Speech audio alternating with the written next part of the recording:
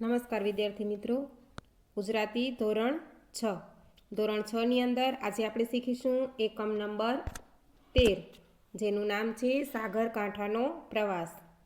હવે આ એકમને સમજતા પહેલાં આપણે એના લેખકશ્રીનો પરિચય મેળવીએ. આ એકમના લેખક છે રઘુવીર ચૌધરી, જેમનો જન્મ 5/12/1938 થયું હતું. રઘુવીર દલસિંહ ચૌધરીનો જન્મ ગાંધીનગર જિલ્લાના બાપુપુરા ગામે થયો છે. કોલેજ કક્ષાએ વર્ષો સુધી અધ્યયન અધ્યાપન કાર્ય કર્યું છે. તેઓ આપણા જાણીતા નવલકથાકાર અને નાટ્યકાર છે.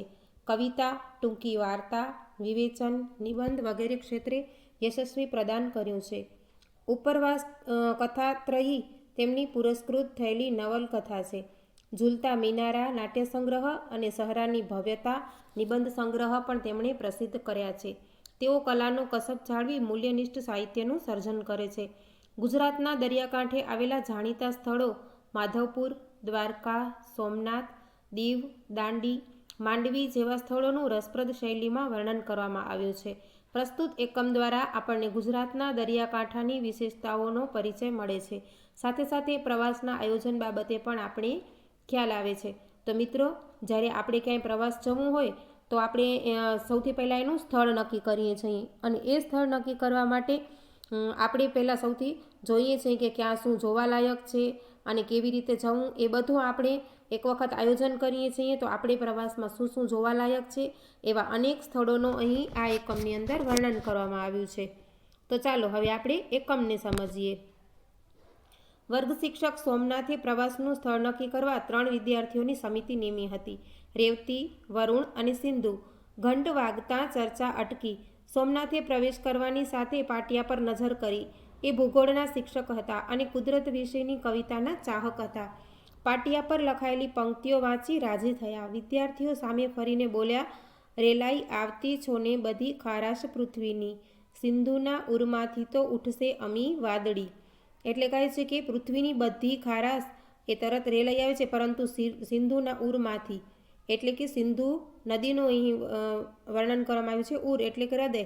ગમે એટલી ખારાશ એને દરિયાની મળતી હોય, પરંતુ શું થાય છે કે એના હૃદયમાંથી તો હંમેશા અમી વાદળી જ નીકળે છે. જ્યારે એનું પાણી વાદળ બનીને વરસે છે ત્યારે એ પાણી મીઠું હોય છે. આ પહેલાંના તાસમાં ગુજરાતીના શિક્ષકે આ મુક્તક લખ્યું હશે એમ માનીને સોમનાથ ભૂંસવા ગયા. ત્યાં રેવતીએ વિનંતી કરી, રહેવા દો સાહેબ, એ સુભાષિત જન્મદિવસની શુભેચ્છા છે.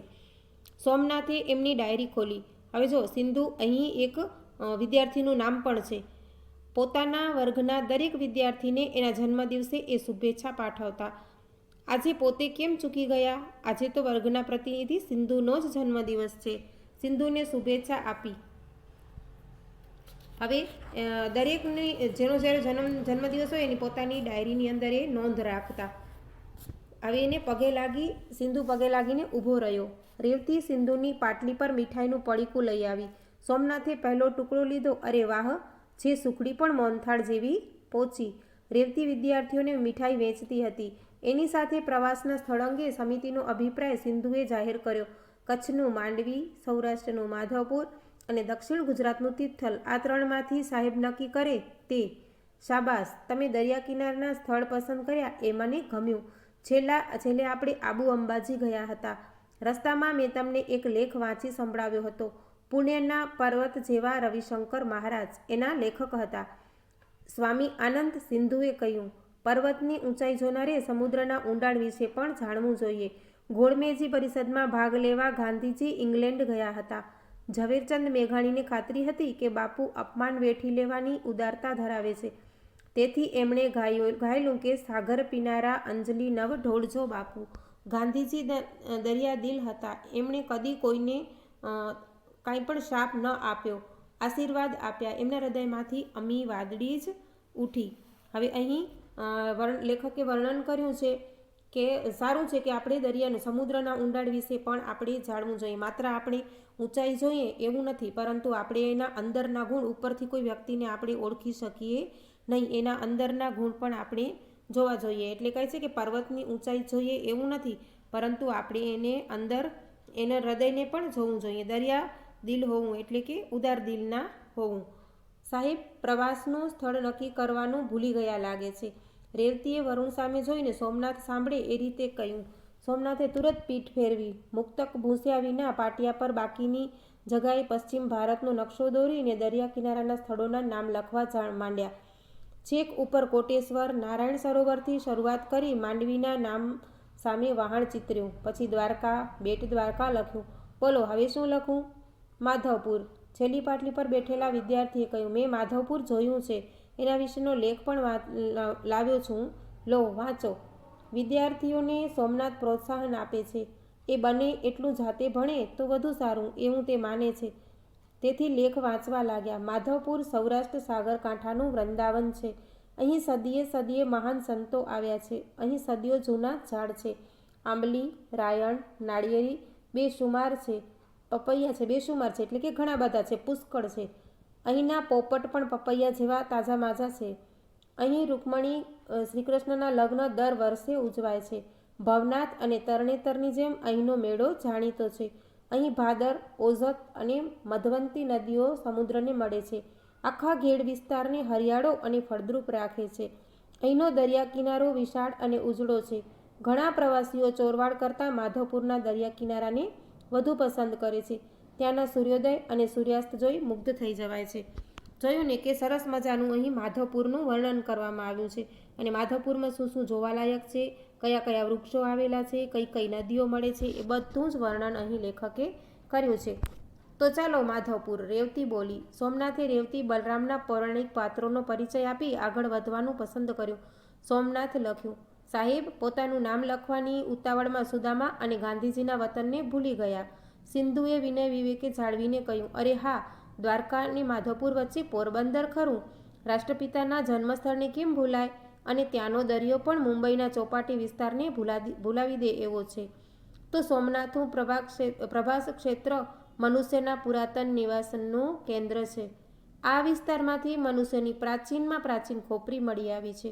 અહીંનું મંદિર અનેક વાર તૂટ્યું પણ ભક્તોની શ્રદ્ધા વધતી રહી. અત્યારે જે ભવ્ય મંદિર આખા દેશના યાત્રીઓને ખેંચી લાવે છે એ 7મું છે. દ્વારકાનું ત્રિલોક સુંદર જગત મંદિર પણ સમુદ્ર કિનારાની શોભા છે. સરસ મજાનું અહીં વર્ણન કરવામાં આવ્યું છે. અલગ અલગ સ્થળોનું કેટલું સુંદર વર્ણન છે કે આપણે જો ત્યાં જવું હોય તો પણ આપણે ત્યાં કેવી રીતે જઈ શકીએ એ પણ અહીં આપવામાં આવેલું છે. અને શું શું જોવાલાયક સ્થળો છે એ બધું જ વર્ણન અહીં લેખકે સુંદર રીતે કર્યું છે. સર, તમે એકવાર 7 દ્વારકાની વાત કરતા હતા. હા, એ માટે આપણે 5000 વર્ષના ઇતિહાસમાં દાખલ થવું પડે. વિદ્વાનો કહે છે કે અત્યારનું મંદિર 7મી વાર બંધાયેલું છે. તો કેટલાક સંશોધકો જુદા જુદા સ્થળોને દ્વારકા તરીકે ઓળખાવે છે. દ્વારકા એટલે ભારતમાં સમુદ્ર માર્ગે પ્રવેશવાનું દ્વાર, ગેટવે ઓફ ઇન્ડિયા. એમ તો દીવ દ્વારા પણ વિદેશીઓ ભારતમાં ક્યાં નથી પ્રવેશ્યા. તળાજા પાસેનું ભવનાથ મંદિર. આજ મહારાજ જલપર ઉદય જોઈને કવિ કાંતનું એ કાવ્ય ભવનાથના સાગર કિનારે રચાયેલું. નજીકમાં મણાર અલંગમાં વહાણ તોડવાનું વિશ્વવિખ્યાત કેન્દ્ર છે. પ્રાચીન કાળમાં ધોલેરા લોથલ સુધીનું વહાણવટું ચાલતું હતું. એટલે ક્યાં ક્યાં શું શું હતું એ બધું, અને કેવી રીતે કાંતે એની રચના કરી કે મહારાજ જલપર ઉદય જોઈને, એ બધું અહીં સરસ મજાનું વર્ણન કરવામાં આવ્યું છે. લોથલ અને તિથલને કશો સંબંધ ખરો? વરુણે પૂછ્યું.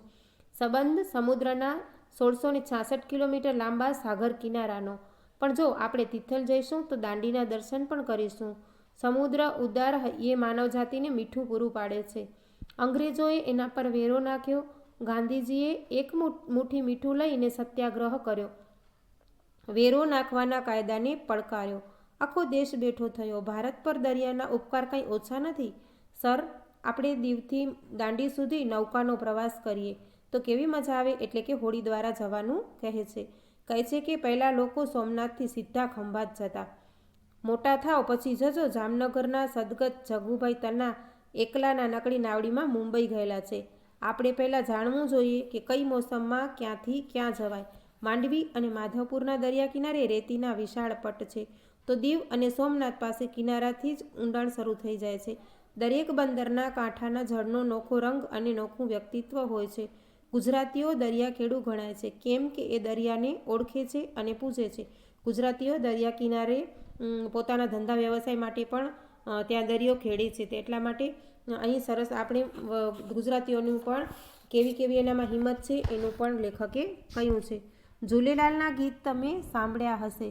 સિંધીઓ એ ગાય છે. ઝૂલેલાલ હિન્દુ મુસ્લિમને એક માન્યા છે. એ વરુણદેવનો અવતાર મનાય છે. જો બંને હિન્દુ અને મુસ્લિમને એક માન્યા છે એટલે એકતાનું પ્રતીક છે. તો હું મારું નામ દરિયાલાલ રાખી શકું?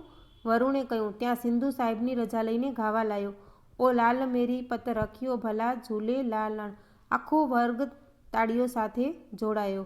હવે અહીં સરસ મજાના પ્રવાસનું વર્ણન અને આપણે પ્રવાસ કેવી રીતે અને કયા કયા સ્થળોએ જવું જોઈએ એનું વર્ણન લેખકશ્રીએ કર્યું છે. અને ગુજરાતના જોવાલાયક સ્થળોનો દરિયા કિનારાનો પણ સરસ મજાનું વર્ણન કરવામાં આવ્યું છે.